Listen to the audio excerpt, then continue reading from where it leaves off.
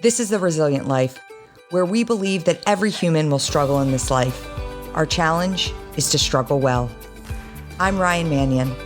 I lost my brother to war, my mom to cancer, and I'm the daughter of a retired Marine. I'm also a wife, mom, author, and president of one of the nation's leading veteran service organizations. Join me and some incredible guests as we explore the value of struggling well through life's inevitable challenges. Okay, welcome to another episode of the Resilient Life podcast. I'm here with Abby Gustaitis, the U.S. Olympic rugby team captain, coming to us all the way from Japan. This is pretty cool. So, fun fact, we're recording at 11 p.m. On the East Coast, 11 a.m. in Japan. Abby is coming to us from the future to talk to the Resilient Life podcast. Welcome to our show, Abby. Thanks so much for having me. Appreciate it. Yeah, it's funny. I've been tracking. Obviously, there's so much going on now with all the athletes that are in Japan, and I'm seeing everything from athletes are sleeping on cardboard beds to, there's a ton of athletes that are testing positive for COVID. I mean, there's a lot of energy there. You're in Tokyo. This is your first Olympics. What are you seeing? What are you feeling? What are you doing? Just give us a little bit of a rundown. So we've been in Japan now for about a week. We got here. The protocols to get in are absolutely rigid. Yeah. We're wearing face shields, N95 masks the entire time. We're putting gloves on our hands to go and eat food and then go back. And it feels weird. I still don't believe that the Olympics are starting in 2 days or whatever they are, but I'm super excited. Our team is absolutely excited, buzzing, and just can't wait to take the field. But we're not in the village yet. So we're actually traveling tomorrow to get to the village. And then I feel like then it will really set in. Okay. So you check into the village tomorrow. Just a little update on, I actually saw right before I got on the show with you, the cardboard beds are real. But there was one of the athletes that was actually doing a walkthrough of these beds, and they were saying that the cardboard beds were, there was all these theories about why there were cardboard beds, but it's actually for sustainability. And they did a walkthrough on how durable they were. So it looks like you're going to be comfortable. I'll be sure to report back on the bed situation. Yes. I'm curious, maybe that's the way of the future. You set up these cardboard beds. So a lot of people, I want to talk about your background. You've been playing rugby for only 10 years, and it's a long time, but it's not a long time, right? Compared to some athletes who've been playing their entire lives. And you actually didn't discover the sport until you were in college, and you didn't start playing rugby until 2014. Is that correct? 2014, I started playing rugby sevens. Okay. And so that's the Olympic version of the sport. But in 2010, I started playing rugby 15s, which is a much longer duration of the game, the original form of rugby. Okay. So you're obviously an athlete, because you don't just walk into a sport and then 10 years later you're in the Olympics. And I was thinking about this too, because it's so interesting hearing you didn't discover the sport until you were in college. I have a freshman going into her sophomore year of high school. She's a lacrosse player. She's been playing lacrosse since she was 6 years old. She wants to play in college. I played lacrosse in college, and I picked lacrosse up actually my freshman year of high school because it didn't exist before then for me. And when I talked to my daughter about that I said, well, I started playing lacrosse my freshman year, and then I got recruited. She can't even fathom that someone would pick up, she's been playing since she was 6, right? Right. And so just thinking about that journey, when you pick up that sport right away, are you, is it something that's instinctive that right away you're like, oh, I'm playing this sport and I'm pretty good? How does that happen? Because that's not normal. Right. No, but it is not normal, but it's more common in the rugby world because it's not that common of a sport in America. Uh-huh. So people find it later in life, and it's a very social sport, to use that word. And it's a way to make friends, and the camaraderie is incredible. The community of rugby, everyone's welcome. You're a freshman in college, right? You're just trying to make friends and you want to be in a group of people, and they just take everyone in. And so that's what kind of stuck out to me at first. But then just the physicality of the sport. I grew up with two older brothers. They're always beating me up, and I tried to hold my own. And then I found this sport like unlike any other women's sport, right? Like, yeah, lacrosse, okay, I played that. I played basketball, soccer. You can check people, but it's not full contact. Sure. And so it was wild. I was like, wait, I just tackle these people? And then I was like, yeah, I'm up for it. Let's give it a go. And then that's kind of what has stuck me around from the sport side of it, is that physicality. And then, yeah, the community that rugby offers is also incredible. So a fun fact about, again, I'm not super familiar with the rugby world, but my 4-year-old godson just started playing rugby this year. Okay. And it's just adorable to watch these kids out there running around. And his dad was a rugby player in high school. Okay. And it's fun to watch the sport, and you can feel the kind of that camaraderie that you talk about, that it's this kind of community event. There's this field right by us, Manicore Field, and everybody comes out there. It's not just kind of about the game, but it's about the whole experience. So I do understand that, as much as I don't know about the sport. I understand what you're saying there. So talk to us about a little bit about that journey. You start playing again to try and find a little bit of that community, build relationships. When does it become real for you that this is a sport that you're really competing in and you see yourself going further? So I played it for a couple years, freshman, sophomore, and then I wanted to go to medical school. And so I was majoring in physiology and neurobiology. And I was like, look, like rugby's cool and all, but I came to college to get a degree and like actually do something other than play sports. But alas, here I am. So I took a little bit of time off, and then we got a new coach, and then we played against the Naval Academy, because I went to University of Maryland, so right down the road. And actually their coach came up to me afterwards, and she was like, how long have you been playing? Like, you're pretty athletic, like you're raw, like in a rugby sense, but like you have potential. And so she submitted my name to go try out for the All-American team. Wow. And so my senior year, I was a member of the All-American rugby team, which I didn't even know existed, even more so. Like, I found rugby, okay, didn't know there was a national team. So my senior year, 2013, that's when I was like, oh, okay, there's like, I could continue to play this sport, because I just thought, oh, I'll play it in college and that's it.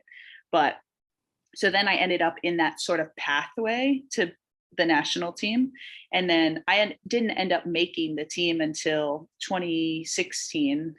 I'd come out to camps, and I was a resident in the lead up to the 2016 Olympics, just from playing like travel sevens, club rugby. You just go around and, they send different scouts to different tournaments. And so that's kind of how I was seen, 2 years into playing sevens. And then we have the Olympic Training Center in San Diego. And so it's full time there, Monday to Friday.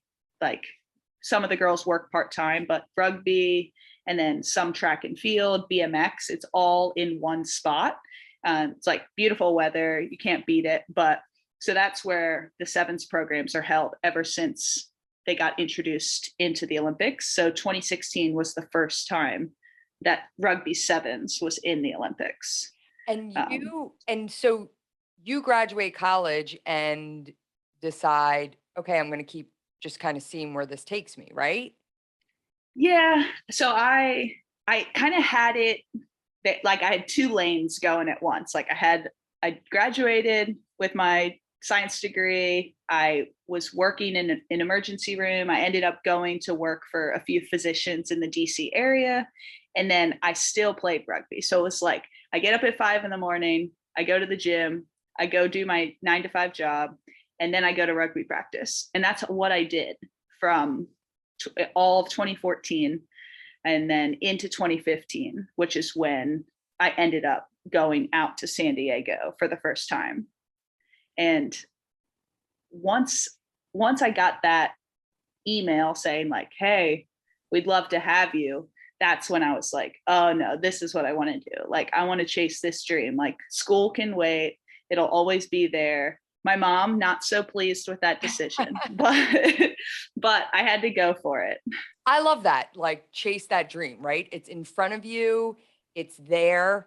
And yeah, everything else can wait. Like, chase that dream, see where it takes you. And I'm a big believer in that. When something's in front of you, when you have that opportunity, like, see it through, right? See where it takes you. So, but when you're there, you originally got cut from the first Olympic team. Is that right?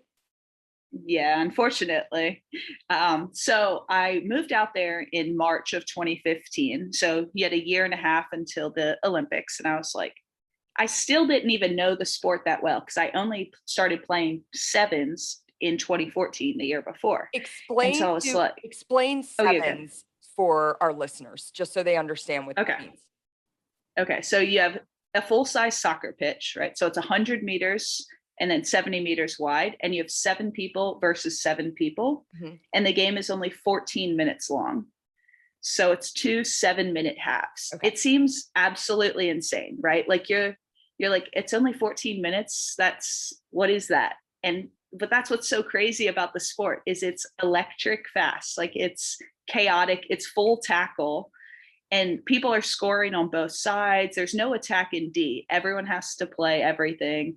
And it's just so fun to watch. Like, you can get anyone to watch rugby sevens, let alone it's only 14 minutes. So who doesn't have that amount of time to catch a game? Right. But yeah, it's all the same rules as 15-a-side rugby, which is the 80-minute version of the game. Mm-hmm. But yeah, it's just a condensed, jam-packed game. And it's we don't wear pads or helmets or anything. Like, we have our mouth guard in, we wear soccer cleats, and yeah, you just have to throw the ball backwards and just score. Go from there.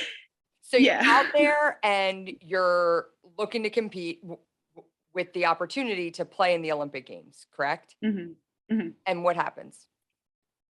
So I'm in this full-time environment. I'd never been in any other sport. I played basketball most of my life. That was like the sport I competed in the most. But I wasn't going to go to the WNBA. I wasn't going to be a D1 athlete. So I was like, that's not for me anymore. I'll move on. Again, here I am. But so, we trained Monday to Friday. It's mentally exhausting, right? But we actually ended up having 3 head coach changes in the year lead up into the Rio Olympics. Wow. So that was just completely chaotic. And I actually got cut by the middle coach. So I came in, and then the coach who brought me in, he got fired. And then someone else came in. I was there for a couple months, but I wasn't making the teams. So when you travel, you only take 12 players, and there's about 30 girls out there competing. And I wasn't making those 12. So I was in the player pool, but I wasn't quite breaking in. And, she brought me in her office on one Friday afternoon, and she's like, Abby, I don't think this is the sport for you. Like, I don't see you fitting into the team. And I was shocked. Like, I know I hadn't made the team under her yet, but I was just like, dang, I really felt like I could bring something to this team, and I was on the right path. I was growing as a player, all the good things stacking up. But then, yeah, so that hit me. And so it was March of 2016, 5 months out from the Olympics. I was like, well, there goes that dream, just crushed. But it was heartbreaking. I was definitely in a lull. Like, I was like, hey, I kind of took her words as truth, right? Like, I was like, that she knows best. She's the coach. She's the one in charge of the team. So maybe she's right. This isn't for me. So I stopped playing rugby for a couple months actually. And just kind of, I worked part-time and kind of made ends meet. And then eventually I just moved back to Maryland in maybe June that summer. And I started to play club rugby again because I played rugby because I loved it and I found joy in it. And it's, obviously a form of exercise, but I went back to my roots of just playing for fun. And I just reignited that passion I had for the game. And that was just the best thing I could have done. I was just playing with my friends and we ended up going to win like the national championship in the States for rugby sevens club level. And I was like, no, like this is like where I'm meant to be, right? Like I refound it. I knew why I would love the game so much. And I had people around me who supported me and believed in me. And that makes all the difference in the world, right? So that's kind of back to, and that was the same time the Olympics were going on. And so they ended up placing 5th, which is a little bit of a tough spot to end up, right? You're pretty close to medaling, but you're just out of range. Yeah. And I watched them play and I was just like, I want to be there. Like, I want to be in that arena. I want to be playing. I want to be on that 12. And then, so that's kind of when I reset and I was like, 2020, like that's, I'm coming for 2020. And so I kind of restarted the whole process all over again. I went to Australia to play rugby. I was like, well, if I'm not playing rugby here, like I'm going to go somewhere else. Yeah.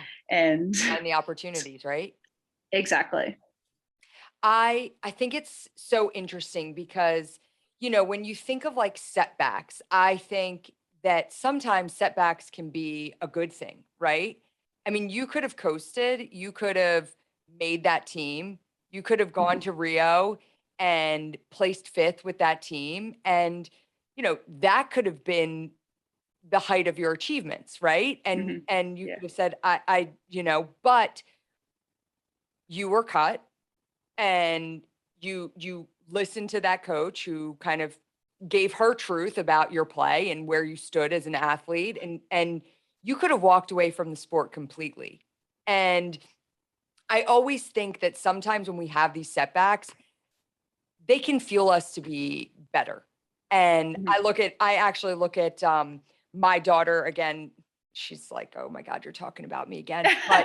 But going into her 8th grade year, she tried out for an elite travel lacrosse team. And she was pretty confident in her abilities. And she went out, she tried out, and she made it as an alternate. And you would have thought that her world was over. And it was, it was a devastating blow to her. And for the first couple weeks after that, and we let her like do her self wallowing and saying, I don't want to play anymore. I'm just, I'm just going to play for fun, and okay, whatever you want to do. And then there was this passion that was ignited inside of her where like she was going to take everyone who doubted her and prove them wrong. And from that moment on, I never saw her work harder. It took that moment for her to recognize that she had to not just prove to everybody else, but she had to prove to herself where she stood as a player. And she came back the next year, tried out for that team with a lot of hard work and determination. It didn't just come with like her willing to make that team. She worked her butt off and made that team as a starter. And and now she's on the trajectory of being, a really incredible athlete. But I often talk about like if she hadn't gone through that experience, she would have been a good player, but I don't know if she would have ever been a great player. And so, I think sometimes we can look at these times in our lives where we're kind of knocked down. But you also find that those people are the ones that get back up in such a bigger way. So, it's pretty awesome to see you sitting here and talking to you from Japan, just days before you're going to compete. I want to talk to you a little bit when you get back on, you're going through that process, and then you meet your husband, Alex, Mhm. right? And that's around Yeah. 2018, and Yeah. rugby player himself. Yes. Which and I actually saw some stuff where you were joking about not wanting to always take his advice because he played 50s, not sevens, and I love Yes. that. Like, he's been a role model and encouraged you, but you didn't always want to take his advice, which I loved. But um, in November of 2019, in the middle of you making the Olympic team, it's like everything's coming to realization for you.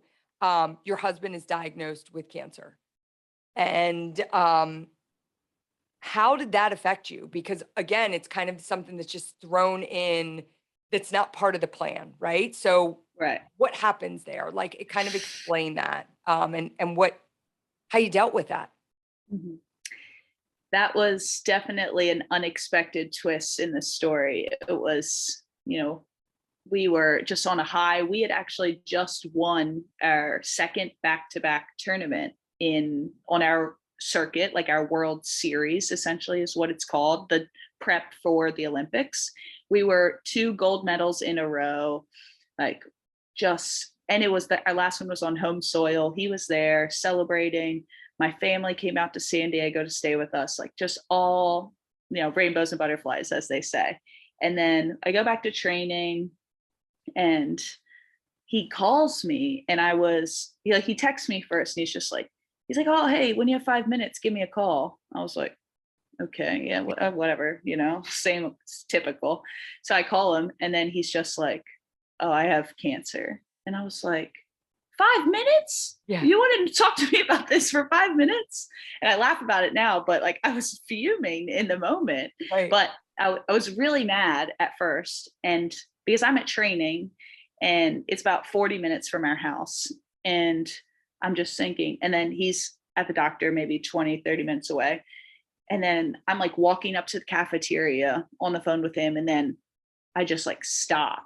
And then he's like, oh, I got to go. The doctor's in the room, whatever.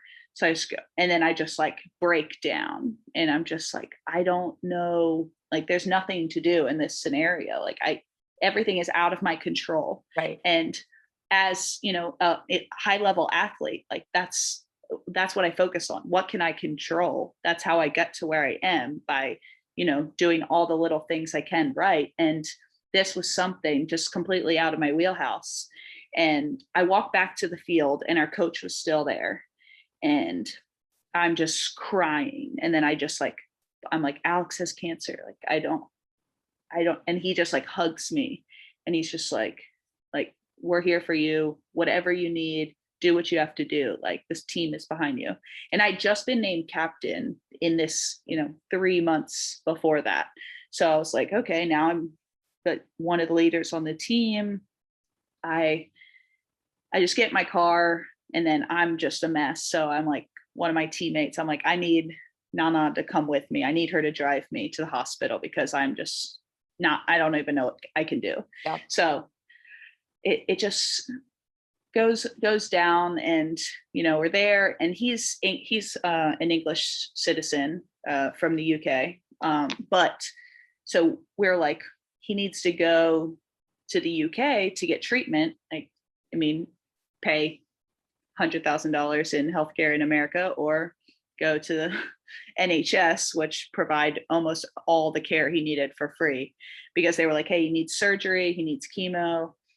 So, and then we had a tournament right, 2 weeks down the line, and we're trying to get prep for the Olympics, which are supposed to be in less than a year's time. And I had that same, I'd weighed it up a million times. I never came up with an answer. Do I be the supportive partner, and I just go and I stand by Alex's side no matter what? Do I go lead my team on the rugby field, which is what I've learned to do and known to do best? But neither of which is the right answer. When I was with Alex, I was thinking of the team. When I was with the team, I was thinking of Alex. And I couldn't figure it out. And finally he left, he went to England, and I asked my staff, like, hey, can I just go see him? And then I will meet you guys at the tournament, which is like very unheard of. Like we're normally, we train together full time. Right. We train, we go to the tournament, we come back. It is what it is. And they were just like, yeah, absolutely. They're like, if you get there and you can't leave and you need to be with him, like we back you 100% of the way. And it was just very overwhelming. And I'm a very like direct, like I take the emotion out of everything. And you couldn't necessarily expect that was the answer they were going to give you, because at the end of the day, they're trying to win, right? Like, like the team has an objective too. And as much as they feel for you, they could have been like, Abby, listen, like, we've got to do what we have to do. Right. So exactly. That's pretty awesome. Yeah, they were absolutely incredible. The staff and my teammates, and some of my teammates are so close with Alex too. And they were just like, it hit them and everyone, just whatever you need. But it was so challenging to be in that situation. I ended up going to England because he had surgery and he couldn't really do anything. And then he was going through chemo. He was just at home at his parents'.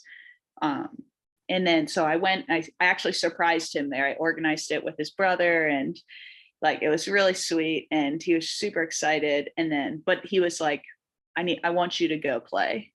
Like, he's like, I know how much you love this game. I know how hard you've worked to get to where you are. Like, I want to watch you go do what you love. And I think he's like, that's what would make my situation better, is knowing I get to watch you do what you do best. And so I think it was his support in me that was like, that really gave me that final push, because I was ready just to, I was like, I've never been this supportive partner before. I'm like, he's always supporting me now that he's a retired player and he just works in sports analysis. So it's like, he's like, anything you need, prepping me. And then I was like, the roles were reversed, and it's been a wild ride, because then during COVID, it came back. And so just in August of 2020, so we thought we were all in the clear, everything was good. He came back to San Diego, and then it was like, hey, unfortunately, got a scan, and hey, it came back. So he went back to England, and we had just started training again. Like, we were off from March to August during COVID, being in quarantine. The girls just got to start training together that same week. And then he did the same thing. He was like, I was on a bunch of Zoom meetings, and he's texted me from like upstairs or like the other room. And he's just like, hey, when you have a sec, can I talk to you? And I was like, of course, like what? And I would go outside, and then he's just like, oh yeah, the cancer came back. And I'm like, a second? Oh, you wanted a second to talk about this? Just men, am I right? Yeah, exactly. But so he actually had to go back to England, went through 9 weeks of chemo. He was gone August, September, October. And I ended up going and spending about 3-4 weeks in England. So I just left the team, and we didn't have any tournaments planned for the rest of 2020. We weren't supposed to play until the beginning of 2021. So I was like, I think this time, like, I just need to put him first, and I can go do my training at his house. I can go run in a field or, get in the gym. It's fine. I can do that. But I knew the Olympics were supposed to be supposed to go on, and that all seemed so far removed. Whereas I was like, look, rugby is amazing. It's given me so much, but at the end of the day, this is like my person that's going to be there with me. And like, I need to show him that I'm there and I'm in it, and I can put off rugby for a little bit. But it's been quite the journey to get here, which days into the Olympics, he's home in San Diego, safe and sound to my knowledge. Hopefully you're not going to get a text, a call. I know. If he says, can I talk to you for 5 minutes? You're just going to say, no, you cannot. No, exactly. I just throw my phone out. I'll call you when I get back. Right.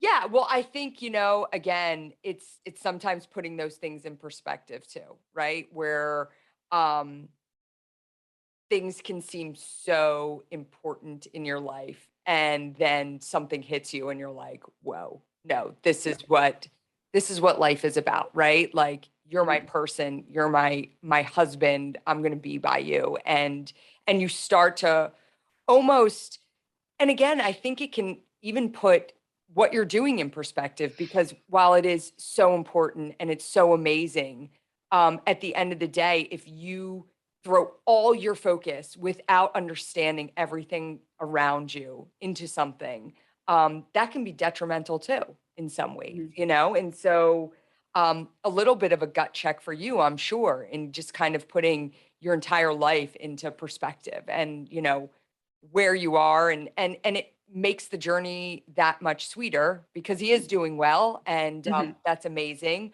um, I want to talk a little bit about you touched on it briefly, this idea that you entered into college wanting to be a doctor and it's 2021, you're in Japan about to be in the Olympics, like and you're chasing that dream. Where does the dream for being a doctor come in? Like, is that still in play? Are you thinking about that? Like, what does that look like for you? I it's definitely still in the mix. Like I can't write it off completely. I am 30, so I'm really getting to that age where it's like you got to make a call. Yeah. School's there, but the rest of your life is there as well. And that lore of just helping people. I grew up in the volunteer fire department. So my parents were both members. And then I joined when I was 16. I became an EMT and a volunteer firefighter. And I did that through college. And that's kind of what sparked that interest. Uh-huh. And so went to college, right? I actually applied to medical school. I took the MCAT, I did everything, and then those things all expire, right? Like, yeah, your MCAT score from 2013, unfortunately, it's not You're good gonna have to take anymore. that But again. Yeah. yeah, but I've thrown around like physician assistant or something where I'm in the health field, but I've always wanted to work with athletes. Like I always wanted to be like an orthopedic surgeon or sports medicine, something like that. And so I don't want to sell myself short in any capacity. And I want to make sure that I'm satisfied in whatever I end up doing. So if I think that's going to medical school and spending the next 8 years of my life pursuing that, then I see myself doing that. But I also want to have a family and I could see myself going to PA school, right? And you're not going to be the top dog. But I just kind of sit my ego to the side a little bit. And I'm still in the field that I love. I still get to help people, maybe work with athletes, specialize in something. And so there's a lot of things to take into consideration. But I definitely have a great support system. And I know whatever I end up doing, that I'll go into it with a full steam ahead. Yeah. So that dream is still alive a little bit, but I Mhm. I I have to imagine that sometimes you take a step back and you think, "Whoa, like who would have thought that this is where I'd be when I Yeah. walked through the doors of the University of Maryland and found this kind of almost hobby to build relationships, to gain camaraderie and community at college, It's Yeah. it's wild where the roads in life will take you. You have said that you have a reputation for being outspoken and not being afraid to speak up when something needs to be said. Do you think that contributed at all to you being named captain of the Olympic team? I think so. I have a filter. Like I'm not just going to blurt out anything, but I just don't want to have those barriers in any relationships that I have where I feel that I can't speak my mind or have a say or share my opinion, Mhm. because I think that's like the detriment to a lot of teams is you just have people nodding along with whether it's staff or the current captain or just your teammates. And then after that conversations, then you hear those same people saying, well, what was blah, blah, blah? Like, why were they saying that, and it just leads to all that little bit of whispering around.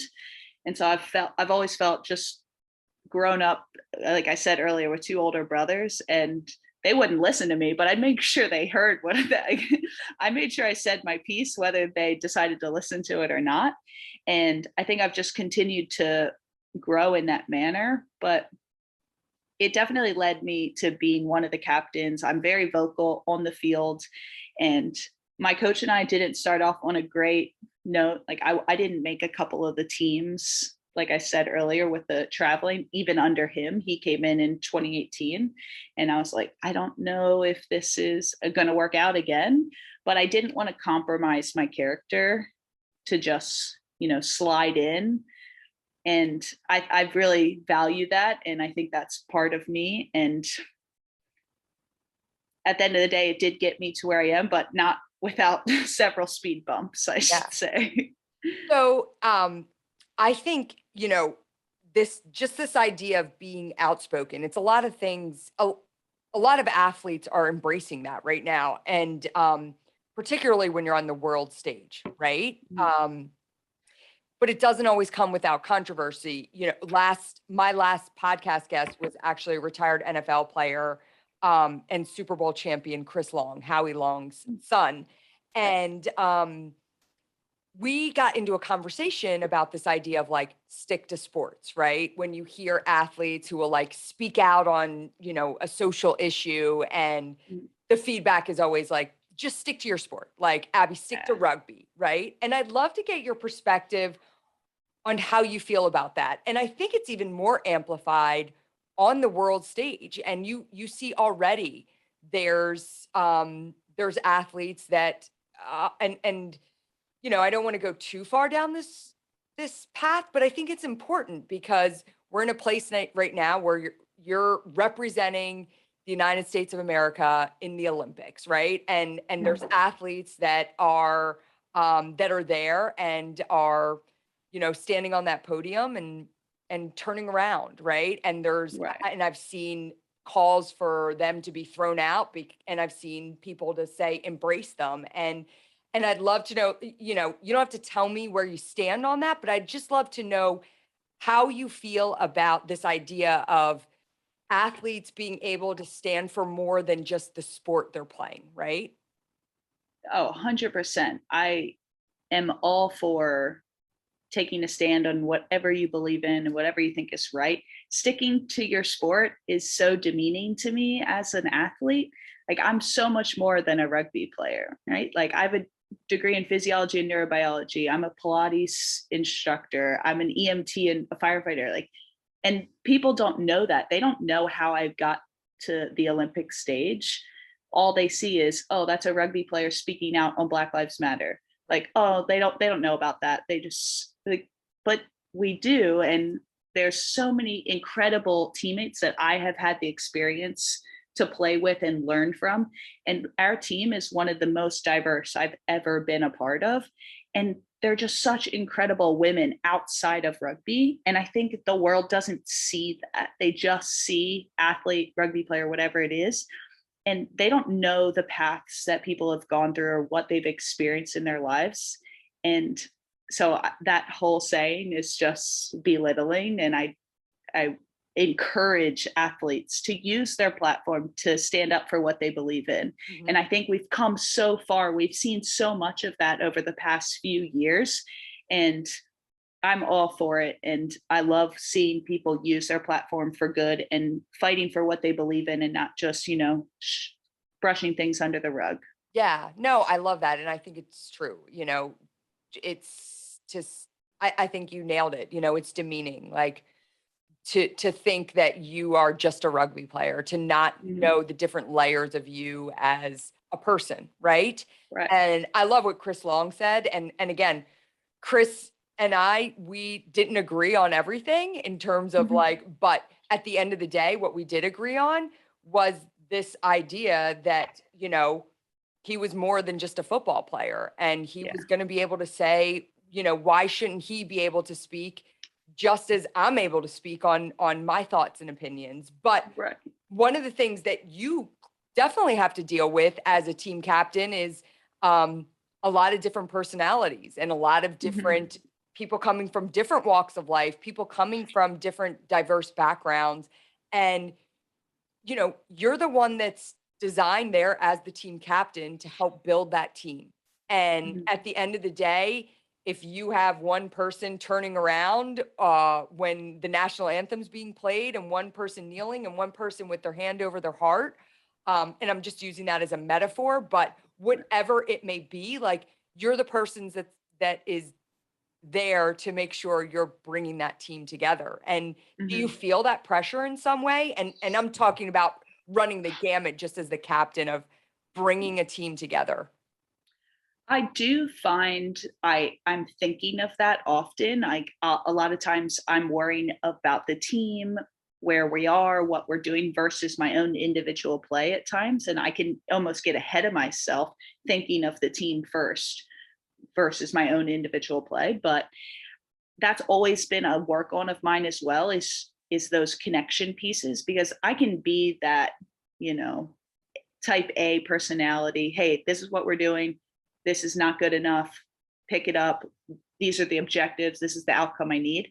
But going into that softer side, that compassionate, great teammate, working on your relationships, I've been working on that for a long time and it's definitely improved, but it's a constant challenge. And at the end of the day, these 12 girls are a unit, we're a family, and we back each other and we support each other. And if someone wants to kneel and someone wants to stand, like, more power to them. We're not going to make everyone do something that they don't think is right, but we will represent the US and we'll do it proudly. And we can't wait to, pull on those red, white, and blue jerseys at the end of the day. Yeah. So what do you think it's going to take this year to move you guys onto the podium? Just connection. Like, we can play rugby. These girls are some of the most athletic I've ever seen from all sports, track and field, ice hockey, soccer, rugby. We have some girls who have played rugby since, high school or youth. And we we are up against some nations that have been playing rugby for years and years, but the power, the speed, the physicality is really unmatched. And if we just focus on ourselves, like, there's no doubt in my mind that we can do it. So tell me, if you make it up on that podium, what's going to be going through your head? Like, have you thought about that? Have you thought about, and not to like, um, put any ideas into your head, but I'm sure you've thought about that, right? Like Mhm.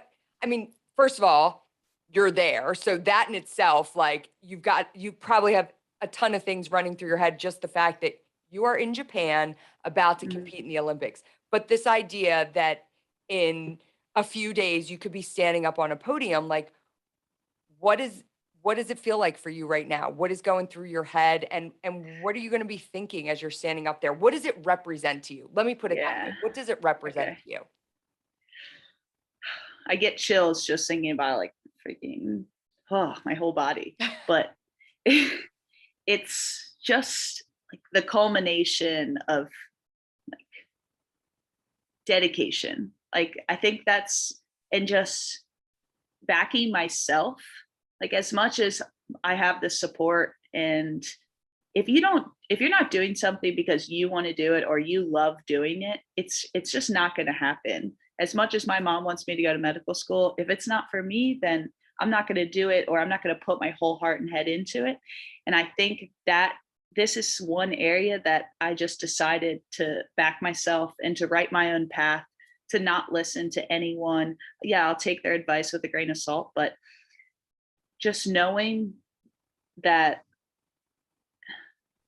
10 years down the road, whether that's a short amount of time or a long amount of time, is that I went through it. I did my very best and I ended up getting the outcome I wanted. It's not always going to happen, but for me, just grateful for the path, like, and the journey. And I'm sure all the thoughts will be coming, and the pride that I'll be feeling will be immense and overwhelming, but it's just exciting. Yeah. no matter the outcome, I'm excited. So, I mean, I feel excited just sitting here talking to an Olympic athlete. I'm not going to at 12:15 in the morning. I'm Yeah. excited. I'm pumped up.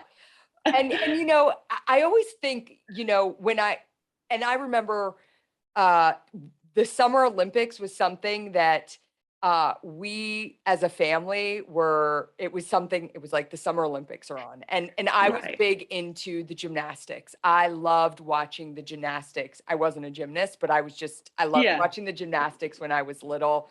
And I always remember, and the swimming too. And I always remember when these athletes would get up into the podium and, you know, if they won the gold and the national anthems playing. And you said like this sense of pride. And I think about just the equation of athletes representing America and those who serve our country, right? Where you're this group of people that are representing the United States of America, you know, and I will say that the best country in the world, right? Mhm. With all its imperfections, um, the best country in the world, and you're standing there representing this country for something that you have put your heart and soul into, and I just think it's such an awesome accomplishment, and it's probably something that while you have people that win the World Series and the Super Bowl. And, you know, I don't know that they ever will be able to experience that same sense of pride that comes with representing your country. Right. And Mhm. so it's just pretty awesome. And I'm proud of everyone who goes on and competes in the Olympics for America. I just think it's so cool. Um, you've been through so much, you know, overcoming the challenges with the rugby career you never knew you were going to have. Mhm. And really, while you're building that up, dealing with your husband and his cancer diagnosis, but all along, kind of staying committed to that path and that dedication that you talked about. Um, what did that look like? And again, you know, I'm all about resilience. I'm all about taking those setbacks and using them to fuel you to move forward. What does it mean for you to live a resilient life? I think knowing that there's going to be adversity and obstacles and just accepting them and then using them as fuel. Like, I feel like people who think, like, look at people and are like, oh, they probably had an easy path, like, oh, they had everything handed to them, or I just don't like when people say that, because you have no idea. Even your own mind plays a million games on you when you're battling anything. And I think just knowing, you accept it for what it is, and then you just get back and you keep going. It's always about getting up. We're all getting knocked down countless times.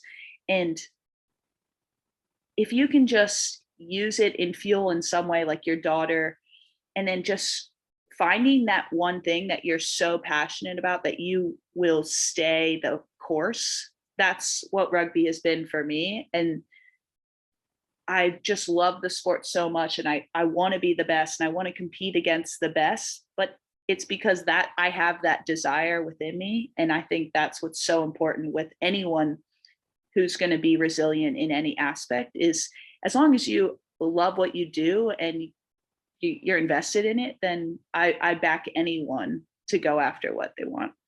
I love it. Abby, we are cheering from you for you from afar. And we're going to be following your journey over the next several days. I'm so excited for our listeners to hear this conversation, and hopefully when this posts, we're going to be posting of your medal achievement at the Olympics for the U.S. women's rugby team. Abby, thank you so much for joining the Resilient Life podcast. Awesome conversation, and looking forward to all you're going to do. Thanks so much. Appreciate you having me, and go USA. Go USA. Thank you for joining us for another episode of the Resilient Life podcast. Please make sure to share, like, and subscribe.